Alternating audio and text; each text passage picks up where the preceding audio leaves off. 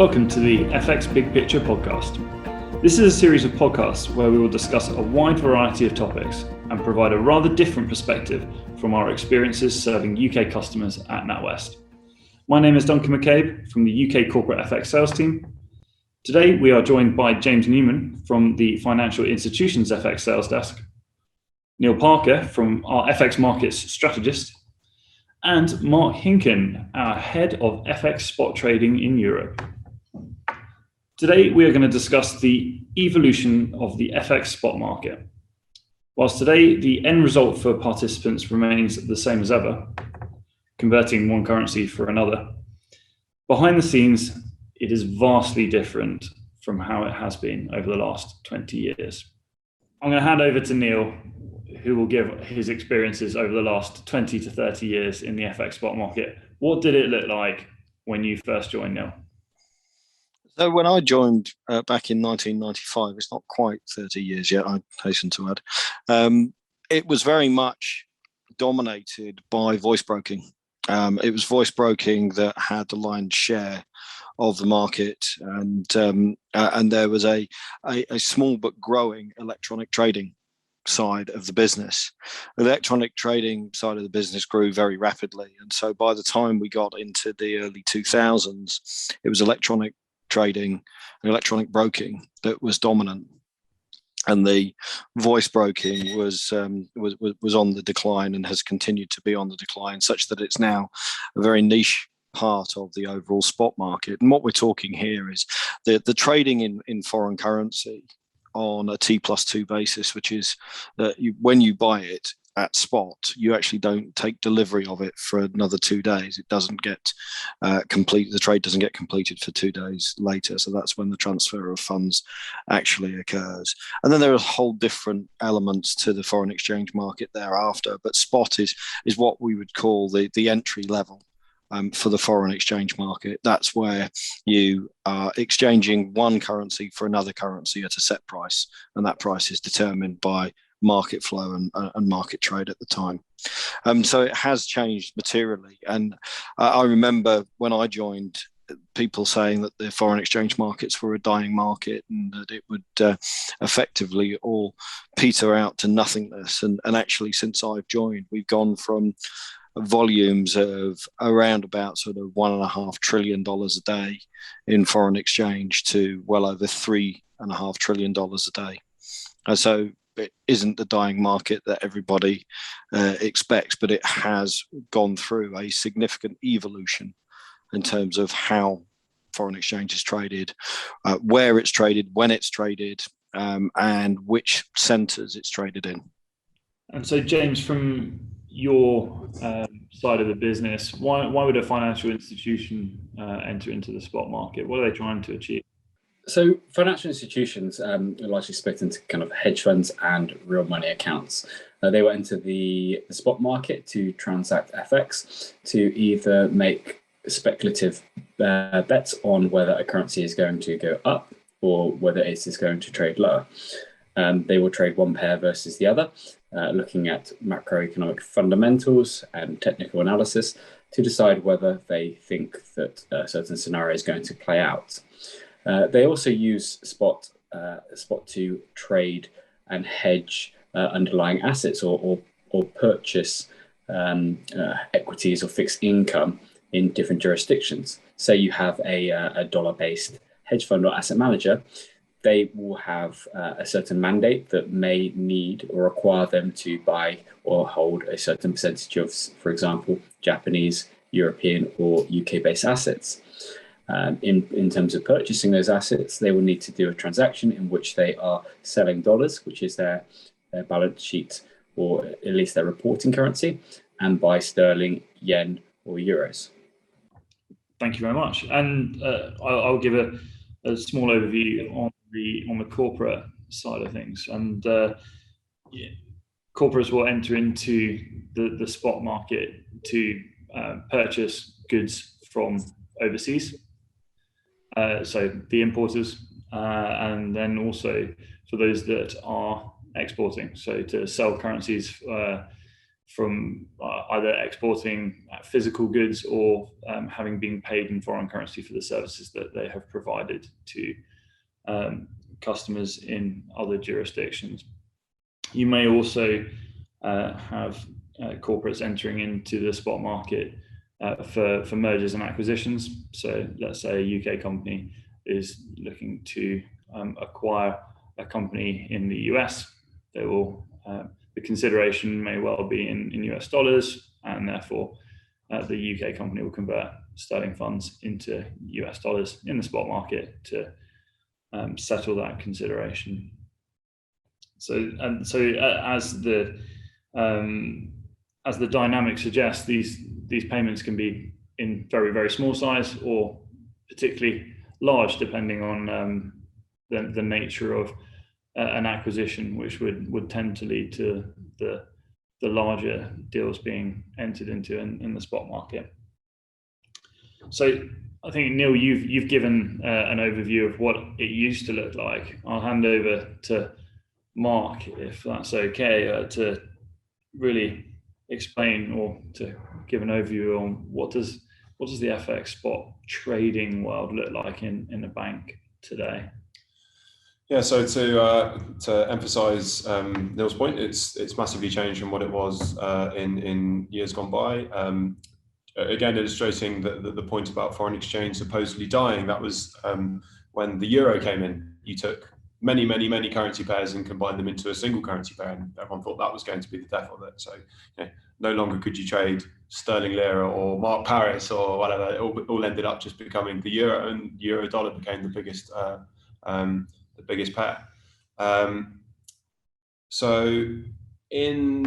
I started about 10 years ago. The transition to electronic had already started, or was a long way along from there. Probably the biggest change that we've seen is the allocation of jobs within the trading function. There used to be 40 to 50 G10 spot traders. There would be 3 people who would trade just sterling against dollars. There would be one person who was the junior who would do under $1 million, and then there would the person who'd do under $100 million, and then there would be the head of the team who would do all the big stuff. So that's 3 people trading a single currency pair in a team of 40.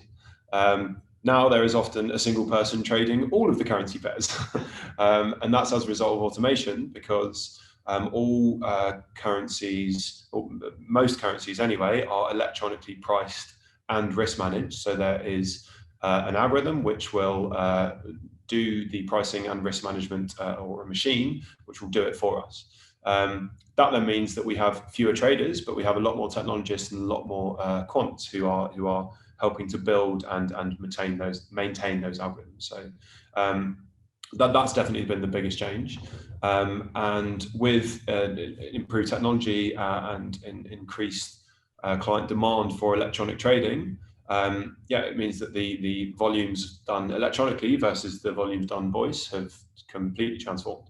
It's now about 99.8% of deals are done electronically, and probably 96 to 98% of volume. When I joined, in volume terms, it was about 50-50. And in the early 2000s, when it just started, it would be a single-digit percentage of volume. So it's been a huge shift over the last how many years, and we're now almost an entirely electronic trading state for spot. Yes, it's incredible how fast that has changed. And if I think about the flow to an end customer, let's say that as a corporate, they're looking to settle a bill in Europe, and they need to sell some pounds and buy some euros.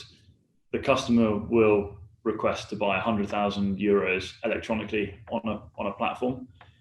They will request the price from us. It hits the electronic trading desk, which will have in the behind the scenes will come out and essentially make a price to give those euros to that customer, and then sell the sterling into the market behind the scenes. And it happens within, how fast does that all happen? Are we in computing terms? Because I think it's ridiculously fast. Yeah, it's pretty quick. It depends on a few factors, but the fastest from a client submitting a trade to receiving a response back. The fastest of that is probably 1 to 2 milliseconds. That wouldn't be a corporate client trading over the internet. That would be someone who is hosted in the same data center that we are in a few other parts. But in terms of the speed of our technology, from the market updating to us updating our price, takes about 700 microseconds. So that's 10 to the minus 6. So that's less than 1 millisecond. In terms of these, the kind of speed up in terms of transactions, on the institutional side, we've certainly seen an uptick in model funds, or CTAs, which are electronic trading platforms for hedge funds trying to do similar things to their voice counterparts, where they are trying to trade either high frequency or exploit dislocations in pricing, or look at technical analysis that are built into models and buy and sell currencies. How has the kind of evolution of the market from voice to FX and then the trading style of certain market constituents affected liquidity? So fragmentation of liquidity has been the largest component of the electronification of the market. When you historically have voice brokers, as Neil was talking about earlier, there would be typically a finite number of broking firms that were large enough that could deal in the interdealer market, and you would call up a broker or someone else at another bank, of which there were a few people doing that. So the pockets of liquidity and where you could trade were relatively finite. As soon as electronification became much more prevalent, that massively fragmented the market, so that you then had data centers in Tokyo, in London, and in New York, and then the number of different platforms that sprung up during the electronification essentially became infinite. And then all banks and other market participants started having direct connections with each other. So no longer were they trading through the brokers. They could trade on with the brokers, with one of the primary markets, which are typically EBS and Reuters. EBS stands for Electronic Broking System, for the just as a small history lesson, and was one of the first. So that is where most electronic trading used to take place. But now there are hundreds and hundreds and hundreds of different platforms that clients can trade on and can trade through, which means the fragmentation of liquidity is so vast that, interesting, when you're talking about a common question is, how big is the FX market? The real answer is that nobody knows, because it's entirely OTC, all over the counter. It's not done centrally on an exchange. It's just the numbers that people report to have done in various different surveys or in various different ways. So it's actually a complete unknown how large the FX market is because of this fragmentation of liquidity. So James, in answer to your question, how has it changed liquidity? It's meant that it's a lot less certain about where the market is, and it's a lot more difficult to gauge the market and to predict where the market is going, because there are so many different versions of the market price that you have to try and take an educated guess and do analysis to try and figure out which one is most accurate in order to do your pricing.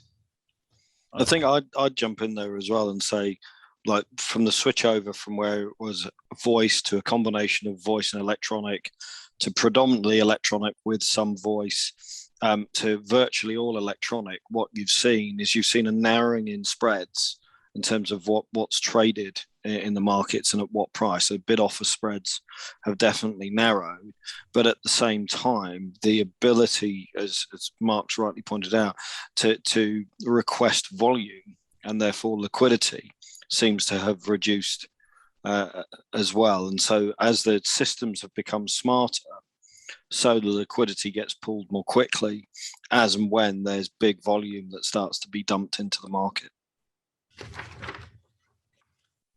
Yeah, I think that's a really interesting point, Neil. I think, Marc, when you see normal dealing in what people refer to as interbank traded foreign exchange volumes, now the average dealing size you'd expect to be in units of €1 million, £1 million kind of size, whereas I think for sort of 10 years prior, perhaps that would have been in slightly larger size. Would that be fair to say?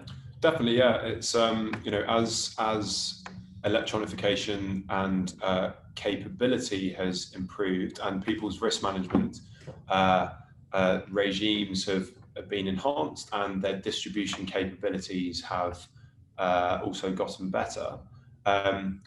Firms have been able to internalize more flow, and so have had less of a requirement to externalize and to go out to external bank participants. And it means that when they do, then they will typically go out in smaller size. So the average interbank trade size is typically 1 million. And when it was the voice market and going through the voice brokers, then it would almost certainly have been quite a lot more than that, because you would be going into the voice brokers when you had larger size to do. Whereas nowadays, typically it will be, if people have larger size to do, they'll very rarely go out and do large size in one go in one big bang, because that would cause quite a lot of market disruption, to be honest. So people typically drip it into the market over a longer time period. And that's also been particularly prevalent with client execution through use of algorithmic execution, or bank algos as it's sometimes termed, of which we've seen a massive uptick in the last 5 years in particular, to be sort of for larger size execution. That's now the default way that most clients who do a lot of larger size execution will do that through the use of algos. Honestly, I was just going to jump in and say, when I witnessed firsthand the spot dealers dealing in, particularly in the sort of major currencies, they'd be asking in either 5 or 10 million. That 5 would be the lowest size that they'd ask in if they were going out to the voice brokers. It was more regularly 10 million that they were asking in, and the prices that were being thrown back were usually in either of those denominations as well, 5 or 10, rather than the 1 million that you've just spoken about. Yeah, institutional clients would certainly be, when they started back in 2008, dealing in clip sizes of at least kind of 5s, 10s, maybe 25s via voice.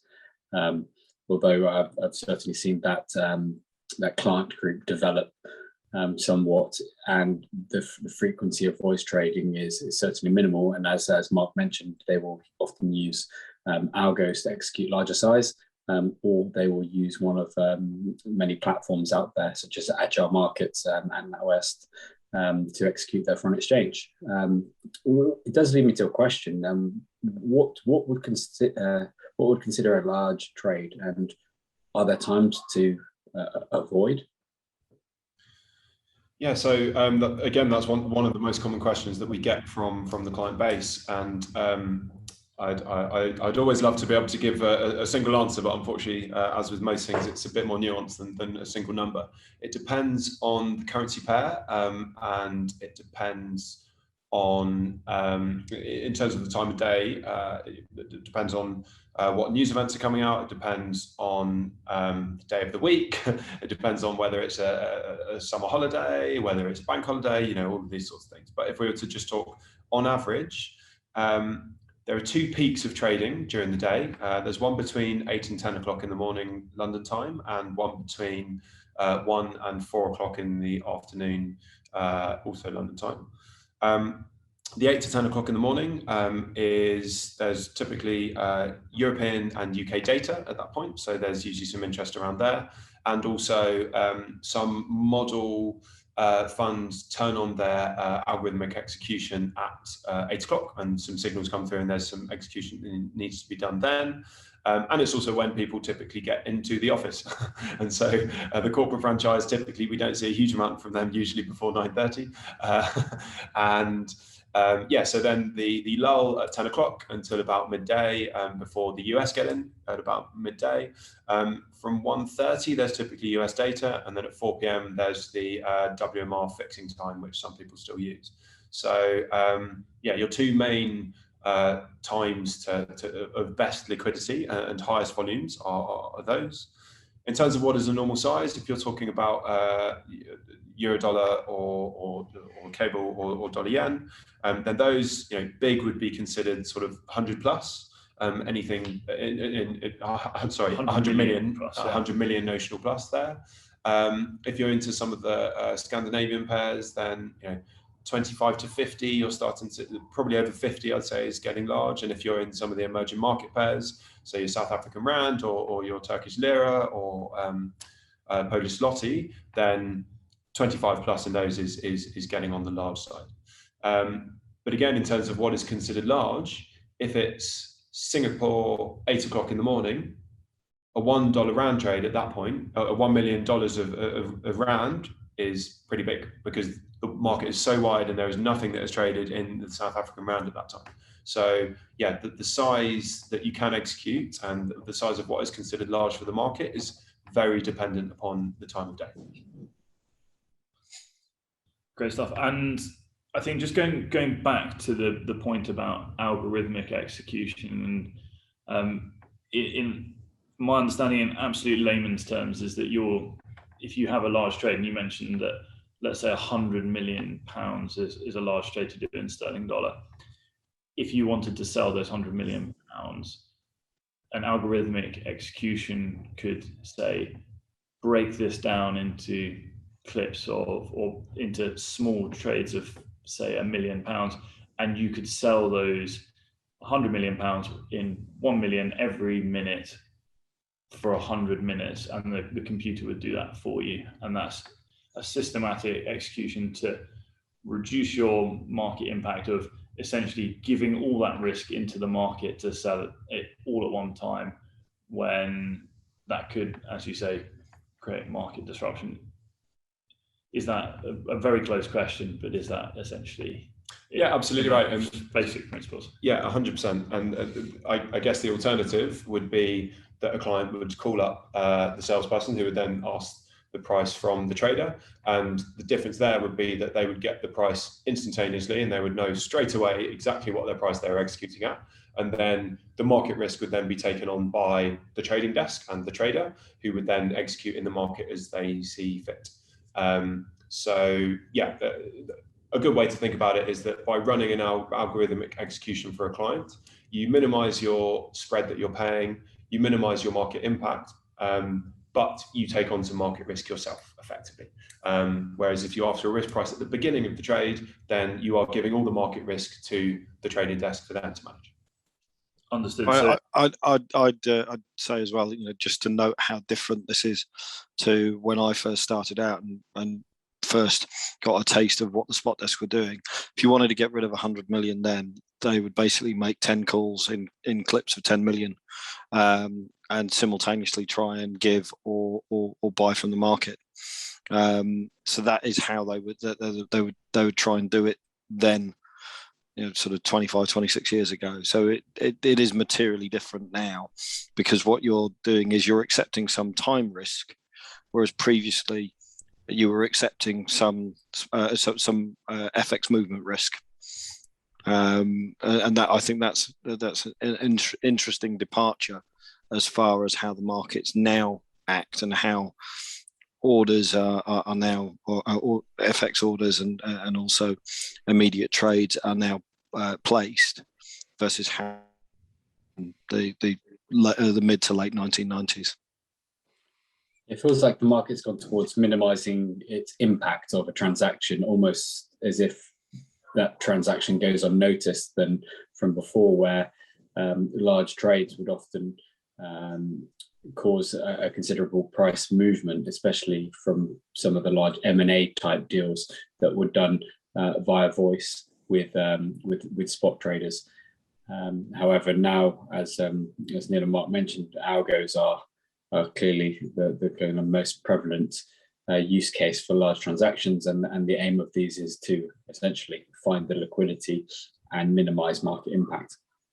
I think it's the two things. I think it's the fact that we've mentioned about the fact that liquidity isn't necessarily there in as large a supply as it was, and also that you don't necessarily want other market participants to know what it is that you're doing, whereas previously the order was attempting to be filled very quickly, but you didn't then care about what the impact on the market was thereafter. Yeah, and I think that applies to many different markets. If you're in or running a market stall, for example, and you're at the end of the day and you need to sell the rest of your stock of oranges for and everyone knows that those oranges need to be sold by close of business. It's not going to move the price higher. That's for sure.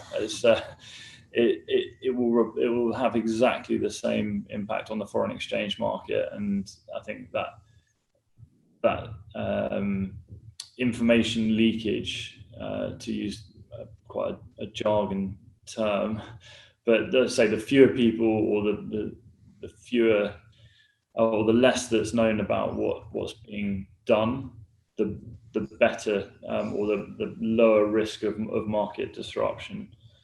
And I think that also goes to the point of the misconception that if there is a large transaction being done, it does not necessarily mean that there's a bulk discount to be negotiated, because actually there could be a substantial amount of risk that needs to be managed all in one go by the institution, and that goes into part of the price construction and the service. So yeah, I'd say that's that you've picked on two common misconceptions there. The first one being that if I ask for more, I will get a better price. That might work when you're in Tesco and or when you're at the market stall and you get a better price from any of them. But in foreign exchange markets, then you're pricing liquidity, and liquidity in 1 million is much better than liquidity in 100 million. So it costs less to do 1 million than it does for 100 million. And then on the second leakage point or information leakage, another common misconception is if I ask 20 people for a price, then overall I'll get a better price. What actually happens, if you ask 20 people a price in a very large trade, that means that 20 people know that there is a large trade going through, and whoever wins it is potentially going to be competing with 19 other people who have that information about the trade, which could end up going badly for the person who wins the trade. That's commonly referred to as the winner's curse. So our advice to clients at that point, or our recommendation, to clients at that point, is to limit the number of people that they are asking large trade requests to. Ideally, it would just be one. Ideally, of course, it would just be NatWest Markets. But by asking fewer liquidity providers, the possibility of information leakage is lower, and thus the opportunity for the winning bank to monetize that flow is improved. And I think that is a very good point to bring our discussion to a close. So I think, to summarize, it's very, very different today than how the FX spot market has been if you looked at a comparable time 20 to 30 years ago. The skill set of trading foreign exchange is vastly different. There is much, much more technology that is required to support the infrastructure around foreign exchange trading. And whilst the market is still absolutely enormous today, the dynamics and how participants interact can cause some quite different consequences. So thank you all for listening, and look forward to bringing the next edition in